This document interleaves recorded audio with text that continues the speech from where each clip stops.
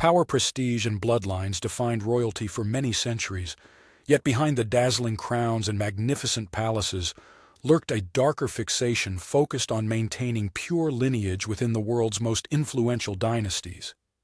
Affection and personal choice were frequently sacrificed for obligation and hereditary ties. Marriages between cousins occurred repeatedly, as did unions between uncles and nieces, and over time the effects emerged in deformed bodies, deteriorating minds, and haunting legacies recorded by history that could not be dismissed. Today we reveal the startling reality of royal inbreeding, not only exploring how it transpired, but examining the profound impact it had on the monarchs who endured its heavy price, from unusual abnormalities to sovereigns incapable of ruling. These accounts are as heartrending as they are unforgettable. Inbreeding, by definition, involves reproduction between closely related individuals, such as siblings, cousins, or uncle and niece. For most people, this might seem unimaginable, but for centuries, European royal families regarded it as an indispensable necessity. By marrying within their own blood, they aimed to safeguard their dynasty's claim to the throne, strengthen political bonds, and prevent dispersion of wealth. What they failed to comprehend fully was that this practice greatly heightened the chance of genetic illnesses. Inbreeding increases the likelihood that offspring inherit two identical copies of a recessive gene, which can cause a variety of physical disabilities and mental disorders. To evaluate how inbred an individual is, scientists apply the concept of the inbreeding. A coefficient with a value of 0 indicates no inbreeding, while a value of 1 signifies complete genetic identicalness. The offspring of first cousins have a coefficient of 0.0625, which translates to roughly 6.25% chance of shared genes. In contrast, children born from sibling or parent-child relationships have a coefficient of 0.25, equaling an astonishing 25%. Now that the scientific background is clear, let us explore the monarchs whose destinies were profoundly influenced by this hidden hazard. One family stands out for their unwavering commitment to dynastic inbreeding.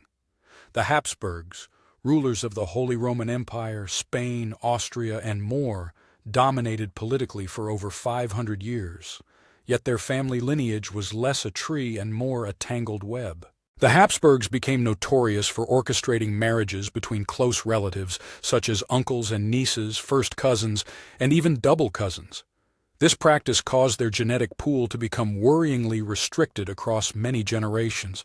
The genetic outcomes of this inbreeding appeared in a distinct physical abnormality known as the Habsburg jaw, a prominently protruding lower jaw so notable that it became emblematic of the dynasty. This was far more than a minor cosmetic oddity. The jaw abnormality created difficulties in chewing, unclear speech, and serious health issues. No Habsburg ruler suffered more intensely than King Charles II of Spain, who was born from an uncle-niece marriage. Although he was not the direct offspring of siblings, his family had engaged in such heavy inbreeding for so many years that his genetic composition suffered just as deeply. Charles faced numerous health challenges from birth. He was born with an oddly shaped skull and an unusually large tongue that made speaking a struggle. Severe learning difficulties further complicated his early years. He did not learn to walk until he was 8 years old and only began speaking when he was 4. He suffered from chronic illnesses including measles, rubella, and smallpox, as well as probable kidney and hormonal problems. Some believed he was unable to father children. And indeed he never had offspring. Known as Charles the Bewitched, many attributed his condition to curses or witchcraft, but the real cause stemmed from his family background. Even after his death, the sorrow continued. His autopsy revealed alarming facts such as a heart no larger than a peppercorn, decaying internal organs, a single darkened testicle, and a brain swollen with fluid. His reign marked the end of the Spanish Habsburg dynasty and triggered a widespread war over succession throughout Europe. Moving on to Don Carlos, the sole son of King Philip II of Spain and Maria of Portugal, his story is a glaring example of genetic deterioration. Don Carlos had only half the usual number of great-grandparents, a result of repeated cousin marriages over generations. He was born with uneven limbs and legs of different lengths. From a young age, he exhibited severe behavioral issues. As a teenager, his behavior turned violent and paranoid. He once compelled a servant to consume feces and often killed animals by beating them. In his late teens, after suffering a head injury, doctors performed trepanation, a risky and primitive surgical procedure that involved drilling into the skull. A medical procedure aimed at reducing pressure in the brain only made the injury worse, leading to a decline in his behavior. Don Carlos began harming himself and trying to injure others, even attempting to shoot and strangle his half-brother Don John of Austria. When he planned to escape to the Netherlands to join the rebels, it became the breaking point. His father, King Philip, ordered his arrest. Don Carlos was confined to his rooms under constant watch and deprived of any sharp or glass objects. Within half a year he had deteriorated significantly, likely due to illness, starvation, or poison, and died at just 23 years old. In the sumptuous courts of Imperial Vienna, where military tunes echoed and ministers engaged in heated debates beneath splendid frescoed ceilings, one individual remained quietly aside. Ferdinand I of Austria, born in the year 1793, entered life not as a figure of strength, but as a fragile heir, burdened by centuries of closely related family ties. His parents were double first cousins, a union that on paper linked royal families, but practically dealt Ferdinand a challenging genetic fate. From early on, his condition was starkly evident. He suffered from hydrocephalus, a condition causing fluid accumulation in his skull, which brought pressure, pain, and a deformed head shape. He experienced frequent, intense epileptic seizures that sometimes hit without warning several times daily. His speech was slow and unclear, and his motor abilities were so limited that simple tasks like opening a door were difficult for him. Climbing a single step represented an enormous challenge, yet Ferdinand was far from dull. In private moments, he amazed those around him with his sharp wit and exceptional memory, and a deep love for science, art, and languages, speaking 5 of them fluently. His journals revealed a man imprisoned within a failing body, yet still capable of deep thought, keen observation, and intense curiosity. He possessed a sharp eye for the natural world, and was endlessly intrigued by it, even though moving independently was nearly impossible for him. At a time when monarchy held more than just ceremonial importance, his disabilities created a political dilemma. When he was crowned Emperor of Austria in 1835, the title was mostly symbolic. The real power quickly shifted to a council headed by Prince Metternich. Although Ferdinand wore the crown, he never truly exercised authority. His marriage to Maria Anna of Sardinia, a fellow royal, was a quiet union without children, mainly because his health issues made physical closeness almost unachievable. Maria Anna took on the role of caretaker rather than queen, and the couple shared a peaceful companionship instead of royal grandeur. During the revolutionary storms that swept through Europe in 1848, calling for change, Ferdinand was not the one resisting it. Instead, he was quietly encouraged to abdicate. Perhaps for the first time, he experienced tranquility in retirement. Ferdinand eventually led a life many described as calm and gentle. He wandered the streets of Prague, handing sweets to children, and was known among locals not as a failed monarch, but as a kind and gentle man. Ferdinand was known as Ferdinand the Gentle. The populace never held him responsible for the troubles of the empire. He was regarded as mild, kind-hearted, and innocent. Ferdinand passed away in the year 1885 at the age of 82, an impressively long life considering the challenges he endured.